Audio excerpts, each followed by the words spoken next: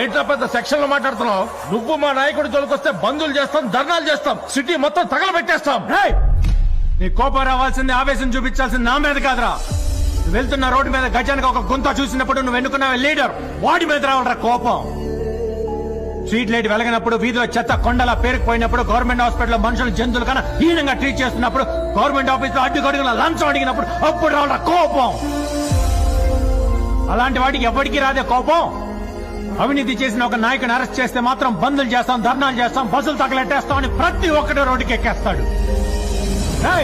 వాడు కాజేస్తుంది నీ అన్నాన్ని, నీ బతుకుని, నీ భవిష్యత్తురా.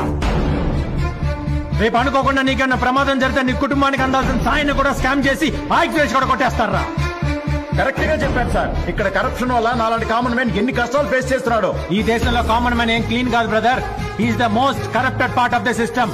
పవర్ లో ఉన్న పొలిటీషియన్ కన్నా ఓటేసే ఓటర్లోనే ఎక్కువ అవినీతి ఉంది. ఫ్రీగా ఇల్లు ఇస్తాం, కరెంట్ ఇస్తాం, రుణాలు మాఫీ చేస్తాం, ఓటుకు 5,000 ఇస్తాం అనగానే ముందు వెనక మంచి చెడు ఆలోచించుకుని ఓటేసేసి అవినీతి లేని సమాజం కావాలి, కరప్షన్ లేని కంట్రీ కావాలంటే ఎక్కడి నుంచో